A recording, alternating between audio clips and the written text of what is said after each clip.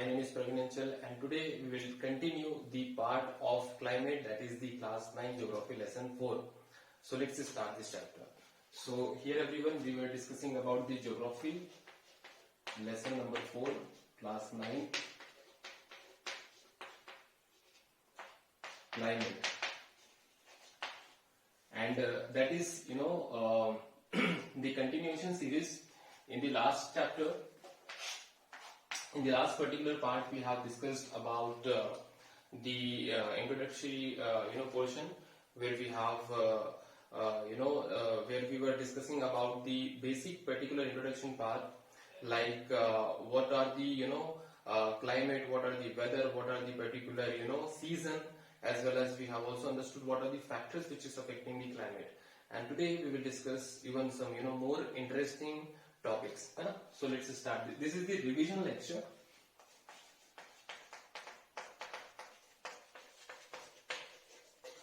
Revision lecture. Fine. So here, first of all, I would like to tell you that what is Coriolis force. Coriolis force. Okay. By the way, in today's lecture, we will discuss about the Coriolis force.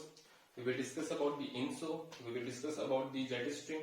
We will discuss about the southwest monsoon winds, northeast monsoon winds. We will discuss about the western cyclonic disturbance, as well as we will discuss about some important key terms. So these are the things that we will discuss in today's lecture.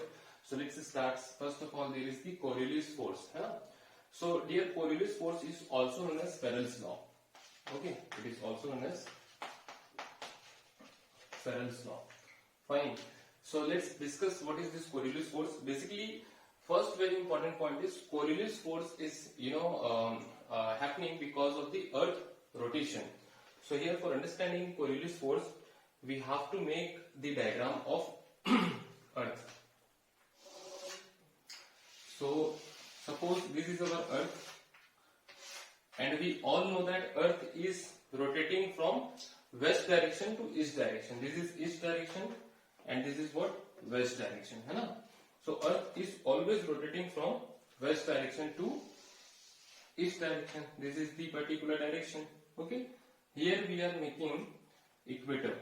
So this is what? Equator. Equator, you all know, is the central latitude is known as equator, which is dividing the Earth into two hemispheres, northern hemisphere and southern hemisphere. So this particular line is what? Equator. Now here, this is the direction that is starting from west to east. Now here I just want to tell you one thing, that suppose if you are standing here, and if you want to particularly, suppose there is 2 points A and point B. Suppose if you want to throw something in this particular direction, fine, you are throwing in this direction, but I am asking to you, it will land in point A or point B. Okay, you want to throw in point A, but due to the Earth rotation, it will land in point B. Understood? So you can see in the northern hemisphere, the object is moving towards right direction. The object is moving towards right direction. So R for right here. Now in this particular southern hemisphere, see, the Earth will move further. So here if you see, the object will move. Suppose you want to throw, suppose this is point number C, this is point number C and this is point number D. You want to throw something towards point number C, but due to the Earth rotation, it will land in point number D. It will land in point number D, and here since it is moving in which direction? This direction, which is what? Left direction. So what simply we can say, the force which is turning the object towards right direction, this force only is known as Coriolis force, and it is happening because of the Earth rotation. So simply what we can say, Coriolis force is also known as Farrell's law. First point. Second point, what we can say, that due to the Coriolis force, object is moving towards right direction in northern hemisphere. And third point, we can say, due to Coriolis force, object is moving towards left direction in southern hemisphere. So this is, and the first point you can mention, that is Coriolis force is happening due to Earth rotation. So in that way, if you are mentioning 3 or 4 points, then it will be more than enough with the diagram. This particular question most probably it will come in 3 marks. Okay. So that's it in this particular Coriolis force. I hope you have understood this Coriolis force. Similarly, the second one we have, that is called as jet stream. What it is called? Jet stream.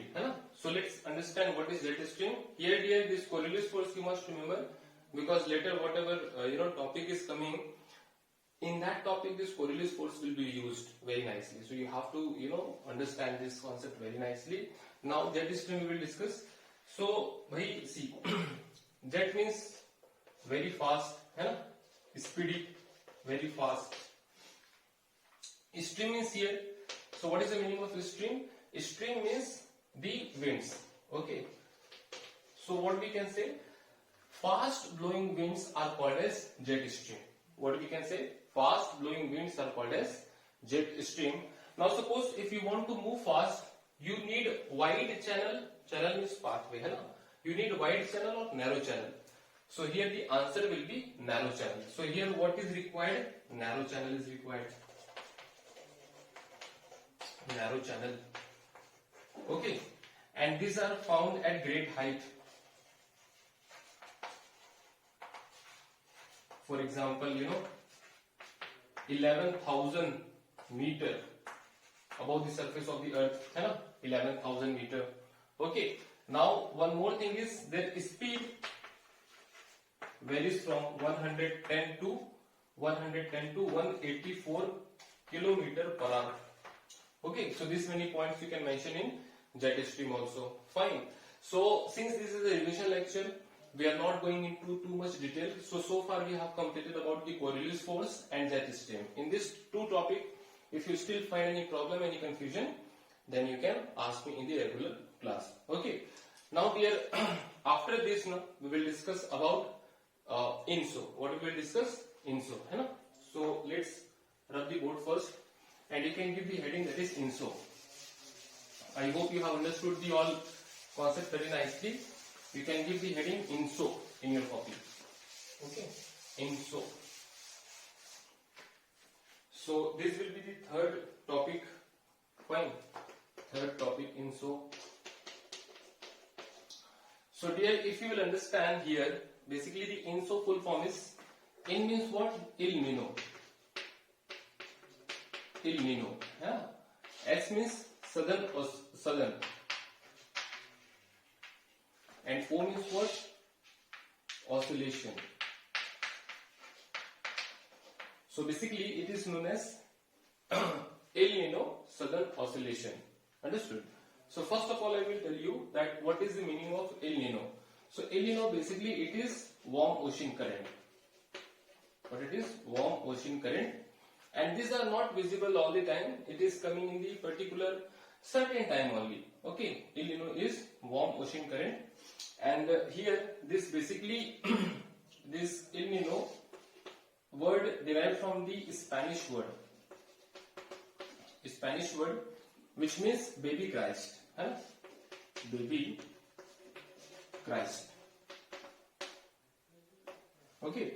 Now here why it is given El Nino? Because it is visible and it is coming in the month of December. In the month of December. So that is why it is called as El Nino. In Spanish it is called as baby Christ. I hope the here picture is very much clear to all of you. Southern of what? Southern of Pacific Ocean. Southern of Pacific Ocean. Southern of Pacific Ocean. Okay. Now what is the meaning of oscillation? So oscillation means the back and forth movement. Okay, like first pendulum, have you seen? One side it is going into the right direction, other side it is coming into the left direction. So this type of pendulum movement is called as oscillation. Okay, now here how it is happening, just very simple example I am giving to you. See, all the topics are very large topic I am telling you, but since we are discussing at class 9th level, so we are only discussing the basics of the topic, है ना? If you will discuss this particular topic in graduation or the post graduation level, these are complete chapters are there on this topic. Okay, so let's understand the basics of this chapter. So here suppose this is the Pacific Ocean, the south of the Pacific Ocean. Okay, the south of the Pacific Ocean. This is the equator. Clear? This is equator. This is Pacific Ocean. PO, Pacific Ocean. Fine. Let us see. Just below the equator, we have which type of winds? We have south trade winds. In last class, I have told you about the trade winds. Trade winds are also called as easterlies, and easterlies means it is moving from east direction to west direction. So here you can see we are discussing about the trade winds. So trade winds direction will be there from east direction to west direction, like that. East direction to west direction. So because of the trade winds, the water will also try to move from this east direction to west direction. Understood? East direction to west direction.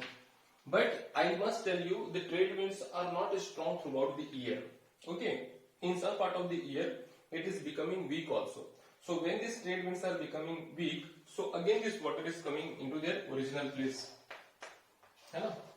So as you can see, one side it is coming from east to west, and again in the next one, when the trade winds are becoming weak, it is moving from west to east. So once it is coming from east to west, and then it is changing the direction, opposite direction it is taking, that is west to east. That is why it is having the pendulum movement, and that is what is called as oscillation. Since it is happening in the south of Pacific Ocean, okay, and these are the warm ocean current, that is why it is known as El Nino Southern Oscillation. INSO. I hope this is clear to all of you.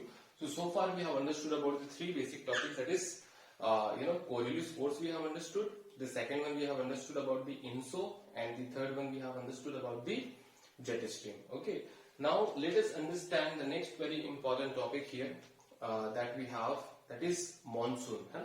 So we have different type of winds in India which is bringing rainfall. Okay, so let us understand about those topics in detail. Okay, so let's rub the board first here, and first particular wind we will discuss, that will be southwest monsoon winds. So you all can give the heading, that is southwest monsoon winds. Very interesting topic, southwest monsoon winds. You will enjoy this topic, this is my guarantee.